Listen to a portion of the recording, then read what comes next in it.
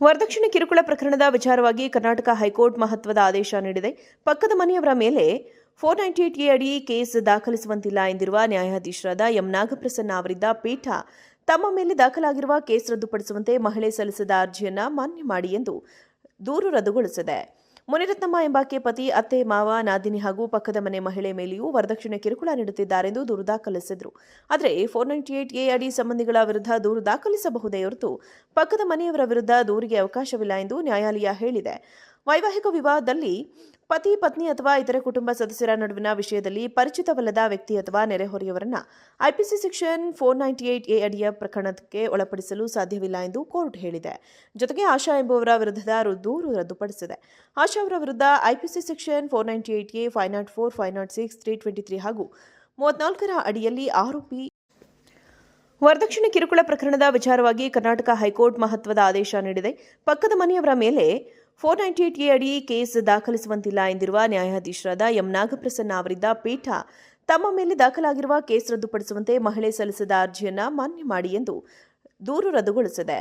ಮುನಿರತ್ನಮ್ಮ ಎಂಬಾಕೆ ಪತಿ, ಅತ್ತೆ, ಮಾವ, ನಾದಿನಿ ಹಾಗೂ ಪಕ್ಕದ ಮನೆ ಮಹಿಳೆ ಮೇಲೆಯೂ ವರದಕ್ಷಿಣೆ ಕಿರುಕುಳ ನೀಡುತ್ತಿದ್ದಾರೆಂದು ದೂರು ದಾಖಲಿಸಿದರು. ಆದರೆ 498 ಅಡಿ ಸಂಬಂಧಿಗಳ ವಿರುದ್ಧ ದೂರು ದಾಖಲಿಸಬಹುದೇ ಹೊರತು ಪಕ್ಕದ ಮನೆಯವರ ವಿರುದ್ಧ ದೂರಿಗೆ ಅವಕಾಶವಿಲ್ಲ ಎಂದು ನ್ಯಾಯಾಲಯ ಹೇಳಿದೆ. ವೈವಾಹಿಕ ವಿವಾಹದಲ್ಲಿ ಪತಿ, ಪತ್ನಿ ಅಥವಾ ಇತರೆ ಕುಟುಂಬ ಸದಸ್ಯರ ನಡುವಿನ ವಿಷಯದಲ್ಲಿ ಪರಿಚಿತವಲ್ಲದ ವ್ಯಕ್ತಿ ಅಥವಾ ನೆರೆಹೊರೆಯವರನ್ನ ಐಪಿಸಿ ಸೆಕ್ಷನ್ 498 ಅಡಿಯ ಪ್ರಕರಣಕ್ಕೆ ಒಳಪಡಿಸಲು ಸಾಧ್ಯವಿಲ್ಲ ಎಂದು ಕೋರ್ಟ್ ಹೇಳಿದೆ. ಜೊತೆಗೆ ಆಶಾ ಎಂಬುವರ ವಿರುದ್ಧದ ದೂರು ರದ್ದುಪಡಿಸಿದೆ. ಆಶಾ ಅವರ ವಿರುದ್ಧ ಐಪಿಸಿ ಸೆಕ್ಷನ್ 498 504, 506, 323 ಹಾಗೂ 34ರ ಅಡಿಯಲ್ಲಿ ಆರೋಪಿ ವರದಕ್ಷಿಣೆ ಕಿರುಕುಳ ಪ್ರಕರಣದ ವಿಚಾರವಾಗಿ ಕರ್ನಾಟಕ ಹೈಕೋರ್ಟ್ ಮಹತ್ವದ ಆದೇಶ ನೀಡಿದೆ. ಪಕ್ಕದ ಮನೆಯವರ ಮೇಲೆ 498 ಅಡಿ ಕೇಸ್ ದಾಖಲಿಸುವಂತಿಲ್ಲ ಎಂದಿರುವ ನ್ಯಾಯಾಧೀಶರಾದ ಎಂ ನಾಗಪ್ರಸನ್ನ ಅವರಿದ್ದ ಪೀಠ ತಮ್ಮ ಮೇಲೆ ದಾಖಲಾಗಿರುವ ಕೇಸ್ ರದ್ದುಪಡಿಸುವಂತೆ ಮಹಿಳೆ ಸಲ್ಲಿಸಿದ ಅರ್ಜಿಯನ್ನು ಮಾನ್ಯ ಮಾಡಿ ಎಂದು ದೂರು ರದ್ದುಗೊಳಿಸಿದೆ. ಮುನಿರತ್ನಮ್ಮ ಎಂಬಾಕೆ ಪತಿ, ಅತ್ತೆ, ಮಾವ, ನಾದಿನಿ ಹಾಗೂ ಪಕ್ಕದ ಮನೆ ಮಹಿಳೆ ಮೇಲೆಯೂ ವರದಕ್ಷಿಣೆ ಕಿರುಕುಳ ನೀಡುತ್ತಿದ್ದಾರೆಂದು ದೂರು ದಾಖಲಿಸಿದರು.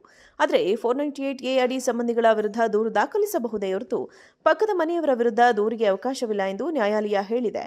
ವೈವಾಹಿಕ ವಿವಾಹದಲ್ಲಿ ಪತಿ, ಪತ್ನಿ ಅಥವಾ ಇತರೆ ಕುಟುಂಬ ಸದಸ್ಯರ ನಡುವಿನ ವಿಷಯದಲ್ಲಿ ಪರಿಚಿತವಲ್ಲದ ವ್ಯಕ್ತಿ ಅಥವಾ ನೆರೆಹೊರೆಯವರನ್ನ ಐಪಿಸಿ ಸೆಕ್ಷನ್ 498 ಅಡಿಯ ಪ್ರಕರಣಕ್ಕೆ ಒಳಪಡಿಸಲು ಸಾಧ್ಯವಿಲ್ಲ ಎಂದು ಕೋರ್ಟ್ ಹೇಳಿದೆ.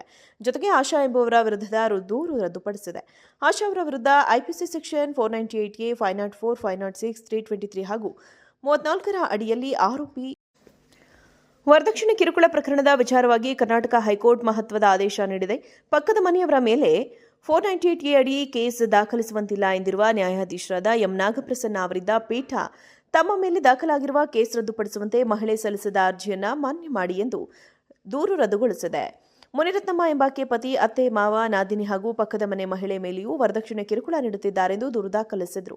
ಆದರೆ 498 ಅಡಿ ಸಂಬಂಧಿಗಳ ವಿರುದ್ಧ ದೂರು ದಾಖಲಿಸಬಹುದೇ ಹೊರತು ಪಕ್ಕದ ಮನೆಯವರ ವಿರುದ್ಧ ದೂರಿಗೆ ಅವಕಾಶವಿಲ್ಲ ಎಂದು ನ್ಯಾಯಾಲಯ ಹೇಳಿದೆ. ವೈವಾಹಿಕ ವಿವಾಹದಲ್ಲಿ ಪತಿ, ಪತ್ನಿ ಅಥವಾ ಇತರೆ ಕುಟುಂಬ ಸದಸ್ಯರ ನಡುವಿನ ವಿಷಯದಲ್ಲಿ ಪರಿಚಿತವಲ್ಲದ ವ್ಯಕ್ತಿ ಅಥವಾ ನೆರೆಹೊರೆಯವರನ್ನ ಐಪಿಸಿ ಸೆಕ್ಷನ್ 498 ಅಡಿಯ ಪ್ರಕರಣಕ್ಕೆ ಒಳಪಡಿಸಲು ಸಾಧ್ಯವಿಲ್ಲ ಎಂದು ಕೋರ್ಟ್ ಹೇಳಿದೆ. ಜೊತೆಗೆ ಆಶಾ ಎಂಬುವರ ವಿರುದ್ಧದ ದೂರು ರದ್ದುಪಡಿಸಿದೆ. ಆಶಾ ಅವರ ವಿರುದ್ಧ ಐಪಿಸಿ ಸೆಕ್ಷನ್ 498 504, 506, 323 ಹಾಗೂ 34ರ ಅಡಿಯಲ್ಲಿ ಆರೋಪಿ